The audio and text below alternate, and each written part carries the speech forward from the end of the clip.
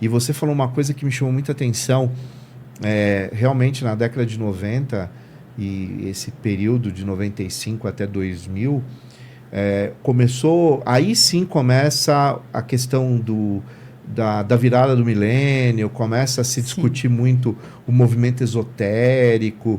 A gente teve um boom nessa época de muitas lojas, você deve lembrar, muitas lojas esotéricas espalhadas por São Paulo.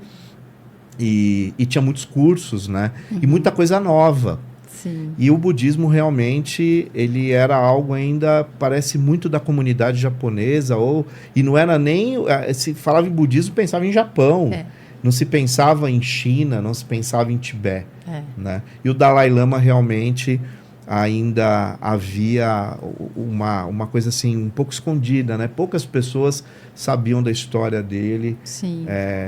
Inclusive como ele foi chegar na Índia, né? Quais foram os fatores que levaram a isso. Então, você tem razão, né? Foi um momento, assim, de muitas transições, eu acho, que aqui no nosso país, em relação à questão da espiritualidade. Eu vejo até uma democratização maior desse discurso no Brasil a partir da década de 90, né? Sim. Mas que legal que você pegou esse momento aí, né? Que muitas coisas estavam nascendo. Pois é, e eu me dei conta disso, porque o que aconteceu? Quando eu conheci a Lama Tsering, eu pude perceber claramente, assim, que ela era uma pessoa muito especial, muito diferenciada. Porque eu fui vendo, assim, no pouco tempo, sabe, do meu convívio com ela, grandes mudanças acontecendo na minha vida. E eu falei, nossa, isso é um método muito acelerado, porque eu conseguia, né... Desculpa se eu estou sendo um pouco repetitiva, mas eu fiz faculdade de psicologia e eu era apaixonada por estudar a mente humana. Então, sempre eu fiz muitos anos de terapia, porque para mim, terapia era entender na prática a psicologia. Né? Eu falava, porque eu achava que eu ia ser psicóloga clínica, então eu falei assim, eu preciso, inclusive eu fiz vários métodos, junguiano, fiz terapia junguiana, lacaniana, psicodrama, porque eu precisava ver na prática qual que era a linha que eu ia querer ser enquanto profissional. E eu posso, né, olhando para a minha vida, eu vejo que eu consegui mudanças no budismo que eu não consegui com muitos anos de terapia. Então, assim, é claro, isso estou falando da minha experiência, não significa que é assim para todo mundo. Sim. Mas eu pude perceber claramente que ali existia um conhecimento que trazia muitos resultados, né? E eu falei assim, nossa, eu quero conhecer isso mais a fundo. Pode falar. Na sua primeira fala, Priscila, você falou que tinha diferentes vertentes do budismo e que você é de uma específica. Você pode explicar qual que é a sua vertente e as principais diferenças dela em relação ao budismo? Olha, as outras vertentes, né? Não o budismo em si. A vertente que eu faço parte, que é o budismo Vajrayana, ele é um budismo onde você não necessariamente precisa ser monge, né?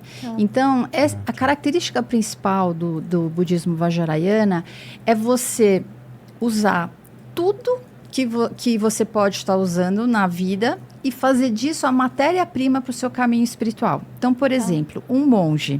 O que um monge faz? Né? É uma técnica que ela é válida, tem resultados maravilhosos, mas é assim, o monge, ele vai trabalhar os venenos da mente. Então, o que ele faz? Ele se afasta de tudo, ele dá um passo para trás. Ele fala assim, eu não vou ter relacionamentos, eu vou raspar a cabeça, porque eu não vou mais me preocupar com o meu cabelo, com o meu corte de cabelo. Eu vou usar sempre as mesmas roupas, que eu também não vou ter vaidade, sabe? Se a minha roupa está combinando ou não, se eu estou na moda ou não. Então, tudo que é um estímulo para o desejo, para a vaidade, para o orgulho, ele se afasta disso tudo e ele é um monge. O que esse budismo que eu faço parte, que é o Vajrayana, faz? Ele pega tudo isso e ele traz isso, né? E você usa isso para treinar a sua mente. Então, relacionamento. Por que a gente não tem essa coisa de não ter relacionamentos? Porque o relacionamento é uma oportunidade maravilhosa para você treinar a paciência, Tolerância. A tolerância.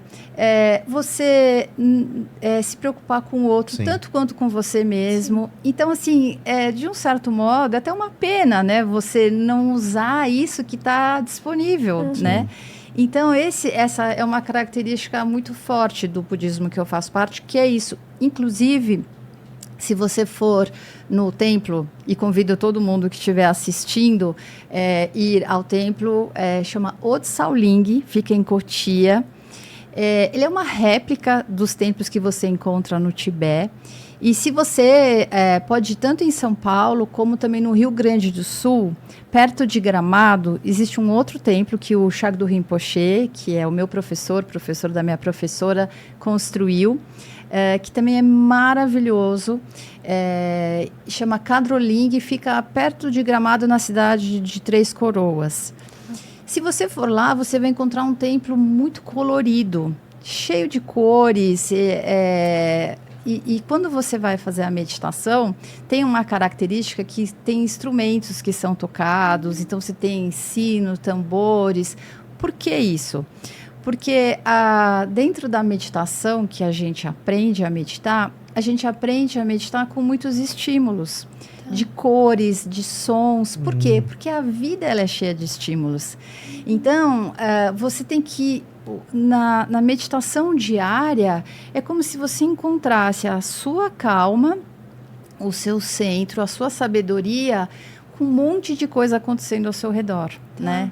Então, o templo, ele tem essa característica. Eu imagino que não deve ser algo fácil, porque a gente tem tanto estímulo no nosso dia a dia. E, de fato, é muito interessante esse exercício de vocês trazerem essas práticas para o cotidiano mesmo, né? Ter que trazer todas essas... Porque, como você disse, a gente é válido, mas é muito mais fácil você conseguir se distanciar de tudo isso e viver de uma forma um pouco mais... É mais fácil você tirar todos os estímulos e se concentrar. Sim. Mas, de fato, muito interessante isso.